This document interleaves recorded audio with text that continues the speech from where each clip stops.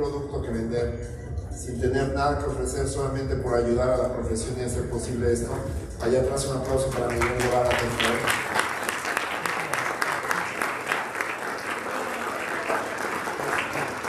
Y un aplauso también para el equipo de Natural Chiro. Aquí tenemos al doctor Osvaldo Cuenca y la doctora Montserrat, si se pueden poner de pie para que los vean. Un aplauso también para ellos.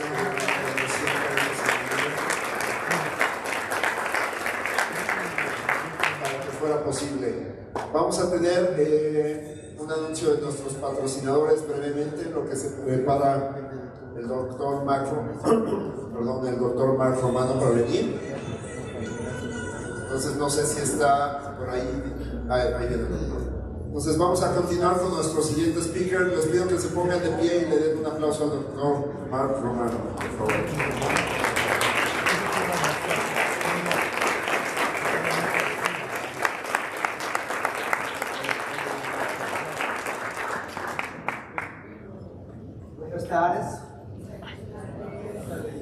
Estudio español todos los días, algunos días mi español es mal, so I'll just speak in English, pero estoy tratando. Thank you everybody for being here. Thank you to the Berkshire for allowing myself the opportunity to speak. Like many of you, perhaps all of you, chiropractic is my love, chiropractic is my passion. Chiropractic is bigger than me, it's bigger than all of us, it's bigger than this room. To compromise it in any way is criminal. I've been very fortunate in my life. I became aware of chiropractic when I was 13 years old. I was bodybuilding outside of Boston, and back then we didn't have computers, so I went to the library and pulled out a book by another Italian bodybuilder. He was a bodybuilder, powerlifter, he was a strong man, he was a boxer, and his name was Franco Colombo. He was from Sardinia, he was Arnold Schwarzenegger's best friend, and he happened to be a chiropractor. And I was 13 years old, and I'm reading this book, and sadly I never met Franco Colombo before he passed away. I don't know how he would have felt about being a person that got me excited about chiropractic. But there was one line in that book, and I'm going to paraphrase it. It said something to the likes of bones of the spine misaligned. And they put pressure on the nerves. And life in the brain cannot reach the body. I help the body adjust that. 13 years old, I said, wow, I would go every week to get something like that done if I could afford it. I think I want to do that. So at 13 years old, I had lofty goals and ambitions because growing up in Boston, I mean, people are brutal. My parents, everybody, I love them, I love where I came from. It amazes me that we got out of there with any self-esteem. And I realized no one expects anything from you. So I'm going to shoot from the stars. I got nothing to lose. No one will be disappointed. And then I went to become a chiropractor. I was very fortunate. I went to Palmer. And then I was involved with Palmer Alumni Association. I had the fortunate opportunity to be in practice, be on that emotional roller coaster. Because I went to Palmer, man, you know, chiropractic gets sick people well, and if they're not getting well, there's something wrong with you. And one of the best things ever about the associateship that I was in is I got introduced to the Blue Books. And the Blue Books changed my life. And I had read every Green Book since volume 14, many, many, many times. And thank God for the patriarchs and matriarchs of our profession. So, Joe Strauss put these books together, creating a massive fire, and he became one of my mentors, as did Reggie Gold and Joe D'Onofrio. And yes, I do agree, Joe D'Onofrio is the best chiropractor to ever live. I love this man. I worked with this man for 20-something years.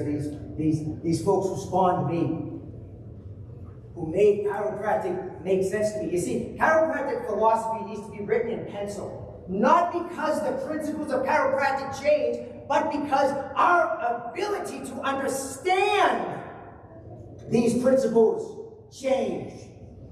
I love Stevenson's.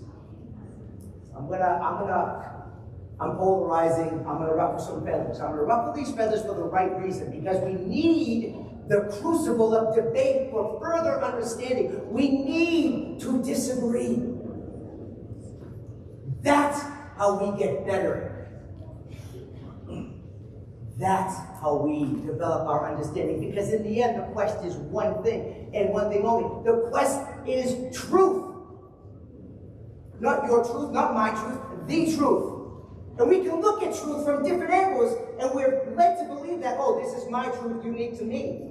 No, you're seeing it from a different angle, and I need to know how you're seeing it.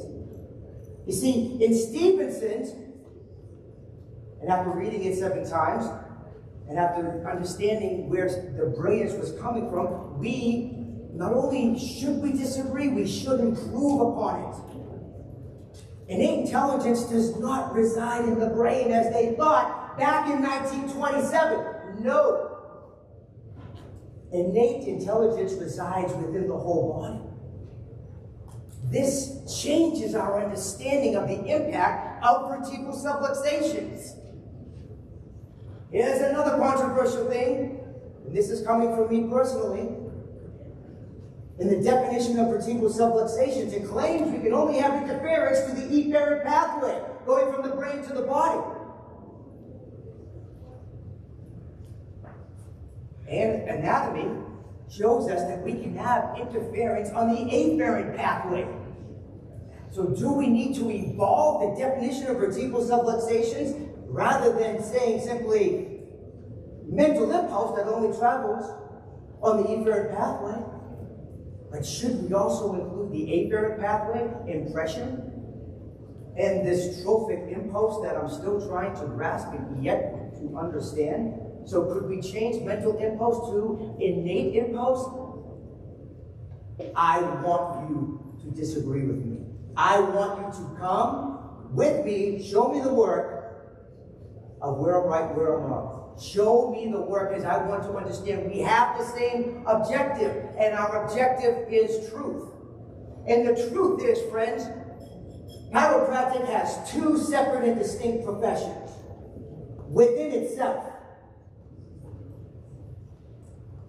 I'm going to throw some hard facts at you.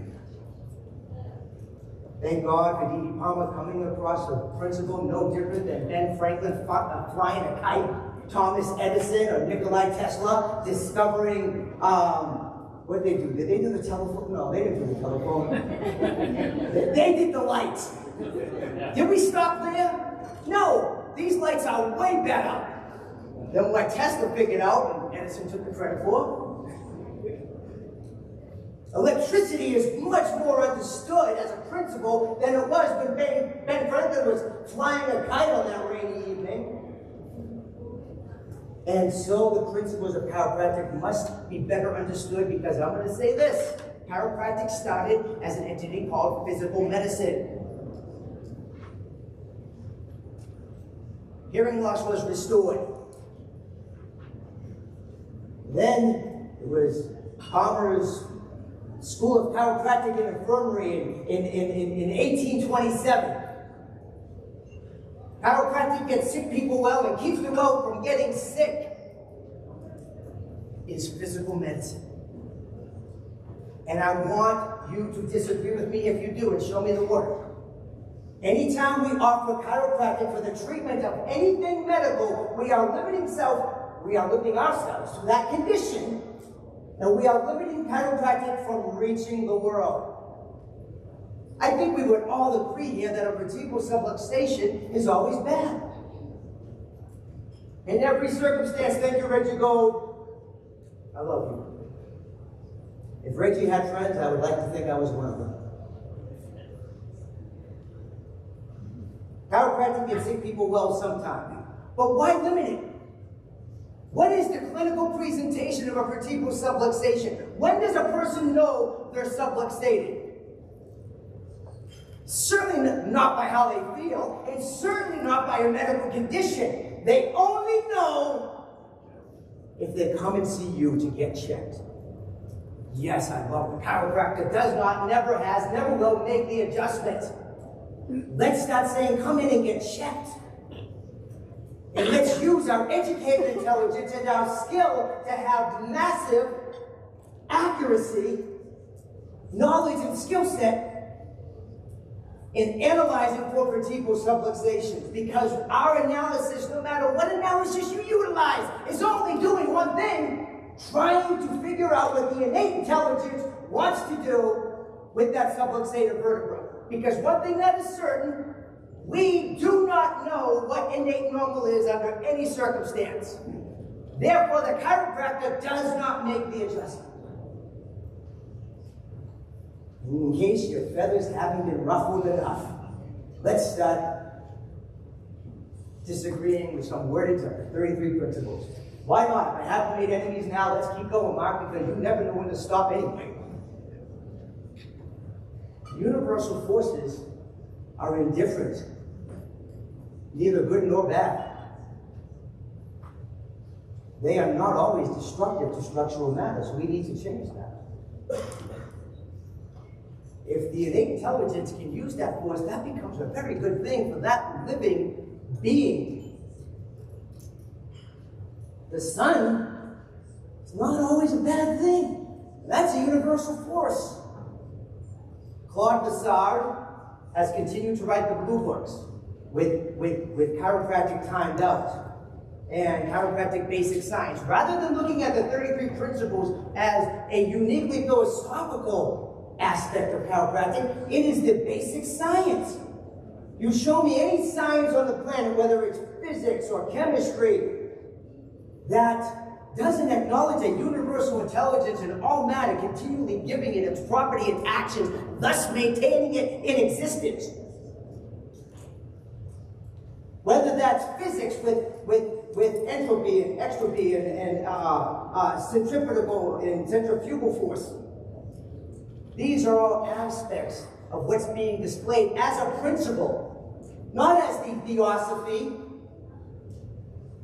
that was taken on by B.J. Palmer, who did amazing things, and I'm forever thankful. Innate intelligence is not something that talks to you. It is not the soul. Universal intelligence is not God. And Stevenson was brilliant to stop there.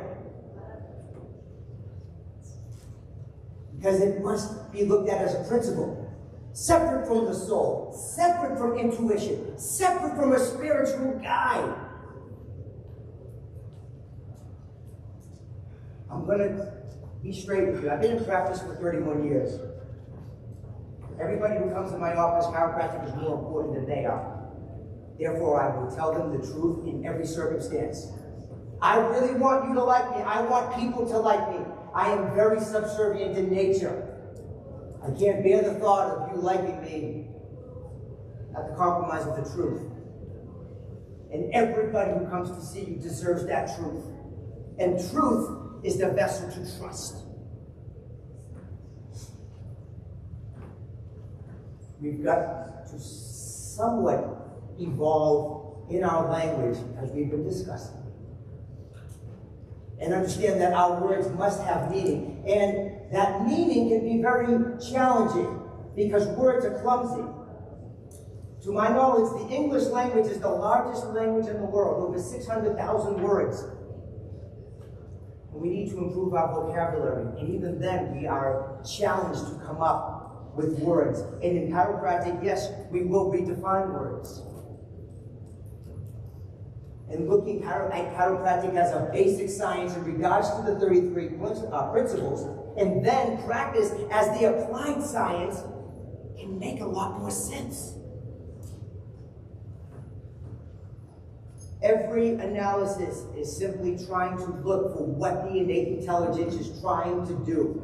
So the question that you have is, am I looking for what innate normal could be for the adjustment of the vertebral subluxation.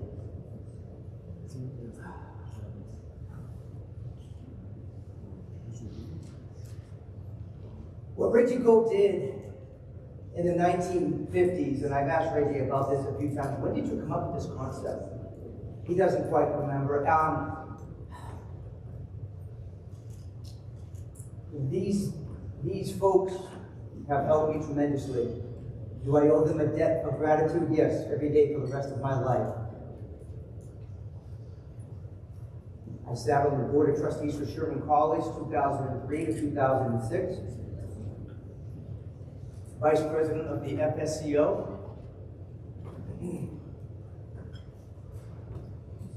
I stand before you today as chairman of the board of the Chiropractic Trust. And what is the Chiropractic Trust? We are a non-therapeutic chiropractic organization. The vast majority of chiropractic does not want to leave physical medicine, does not want to leave chiropractic, get sick people well, and keeps the well from getting sick. Regardless of how much that fails, and it fails often. Chiropractic does not get everybody well. And even people who've been coming in, and let's be honest, people have been coming to see you 2 or 3 times a week for decades, and they get sick, and some of them even die. A young chiropractor was up here earlier talking about and I know that devastation, and I've been in practice long enough to know that quite often. Your practice is your family. Hey, believe it or not, I ain't everybody's cup of tea. For those who stay, I am your shot of tequila, and we have a fabulous time. I want, for the rest of my life, I'm a very young, beat up, and broken 55-year-old man, and I want the best of my life to be the rest of my life. If you're not passionately, enthusiastically excited to be around me, whether it's in my office or any other aspect of my life, I'm just not your guy. And Howie, you and the 17 other chiropractors in our community should be paying me commission for all the people that I send to your offices. Because I'm like, look, there's 17 other chiropractors here, and everybody needs chiropractic. Why? Porque todo personas tienen estrés en todo lugar. Estrés causes vertebral subluxation. I know we want to say thought, trauma, toxin, right? We want to say thought, but could it be more than that? That's back in 1927. Yes, it could be more than that. And Stevenson, in his brilliance,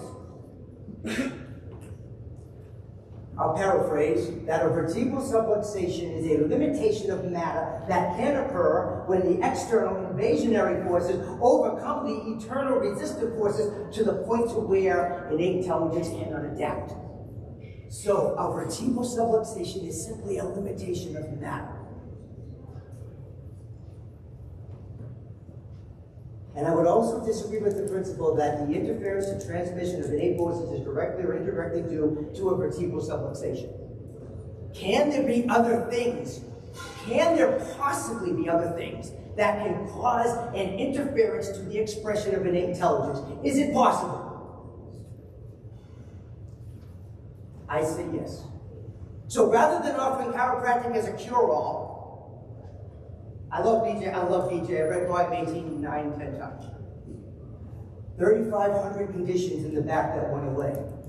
BJ, did anybody ever not get well?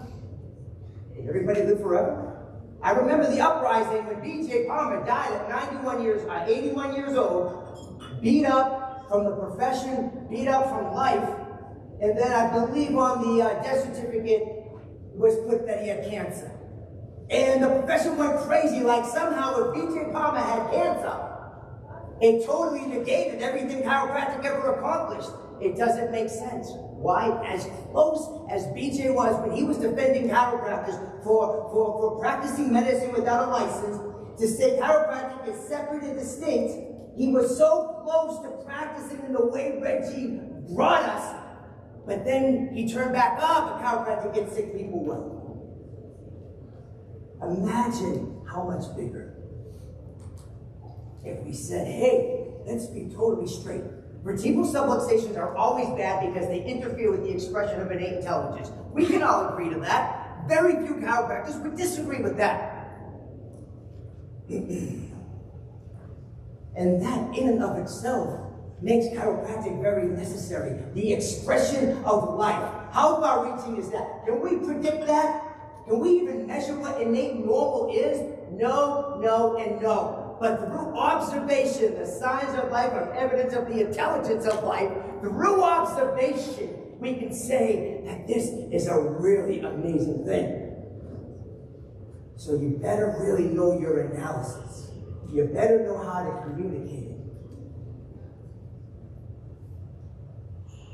I saw there was 8 billion people in the world, 8 billion 200,000 or something of that nature. Last I checked it was 7.8 billion, but I like 8 billion better. 103,000 chiropractors in the world. 103,000 chiropractors in the world. That means if every chiropractor came to the United States, if every single chiropractor was in the United States, there's 300 million people that live in the United States. And if every chiropractor, everybody in this room went and opened up an office, they'd be seeing over 3,000 visits a week, and that's only if people stopped having children and only came in one time. I love this city. I love South America. But man, I've been loving this city. And let me tell you how success works. Let me tell you how success works. You got a purpose. That's everything from your past and that you study. My purpose just happens to be chiropractic. Bringing chiropractic to the world exclusively. The adjustment of vertebral subluxations for a better expression of life. That's what I want people to know. I don't want to throw in salutogenic. I don't want to throw in any other words. Go to your chiropractor because vertebral subluxations are interfering with your life and you will never reach your fullest potential in any capacity, no matter what else you do. What a powerful message that is. Why are we using it? No sense.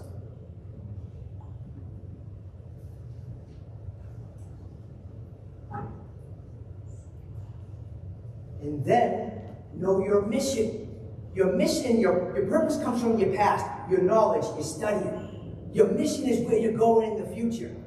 My mission happens to be 7.8 billion, but I got to change it now because I just got new information. 8,200,000 people seeing their chiropractor every week. I'd say go every day. I'd say go every day. I work 7 days a week, so you can come see me. I just love being in the office. I'm like, I gotta leave, I gotta go do something else, but I don't want to. Friends call me up, hey, you want to go do this later? Yeah, I'll go do that later. Later comes, I'm like, I don't want to leave. I'll talk to you guys later. So we can understand that these external invasionary forces happen all the time. So the reality is a vertebral subluxation could occur anytime. People say, what about Hogan? I'll say about Hogan, I don't care. I spent a good part of my life and still do once in a while, and I don't know why. I like boxing and doing different types of fighting, so I get punched in the head a lot. It's obvious, right? I want to go get checked. If I don't need anything, great.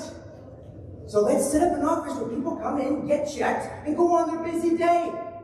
Like it's pleasantly uneventful. For everybody. Chiropractic is never a crisis service because chiropractic is never a treatment service. It goes back to being separate and distinct. It doesn't matter what medicine's doing. It doesn't matter what physiotherapy, it doesn't matter. What matters is we have an identity. And now is the time that we need an identity. If chiropractic has ever had an identity, now is the time. Thankful for everybody, thankful for our matriarchs and patriarchs and the people who brought us here.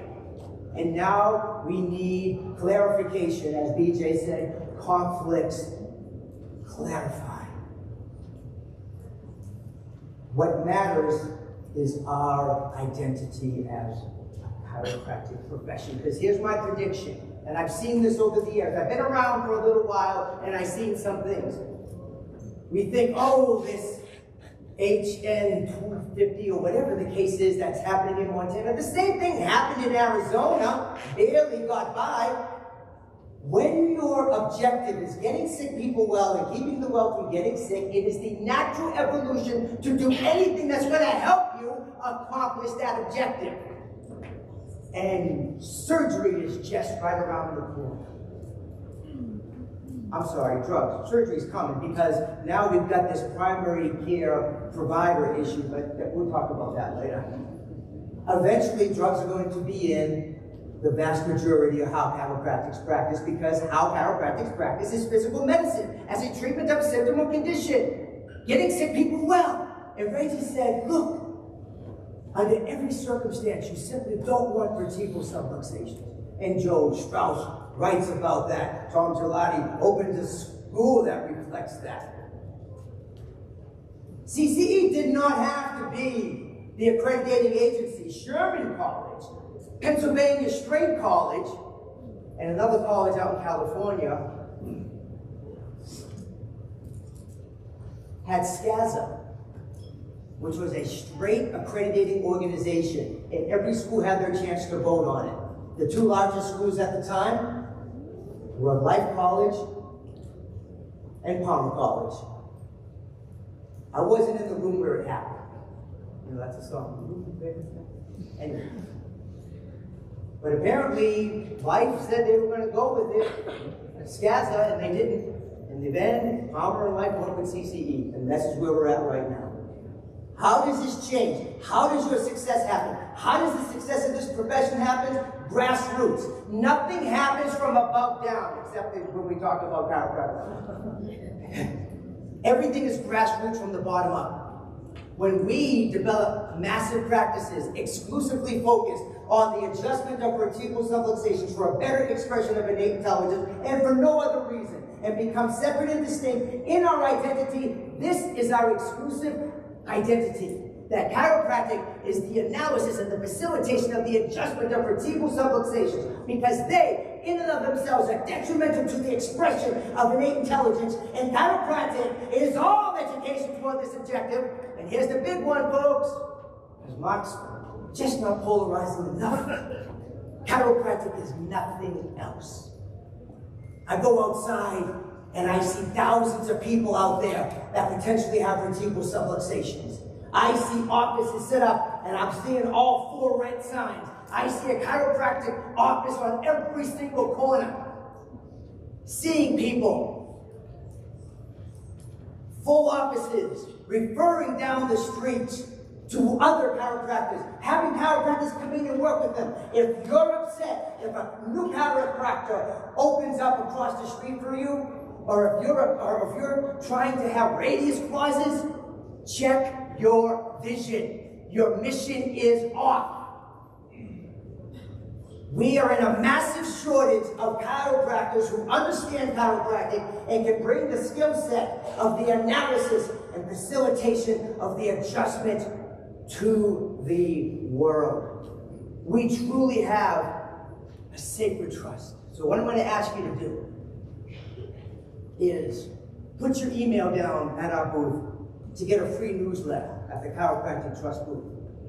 If you have any students in school, we're running a competition to where they can submit a video through YouTube to us on their consultation and how they explain chiropractic to a new person. First prize is $1,000, and second is $700, third is $400. It's just a nice thing and get students engaged. So take some, I got some flyers there.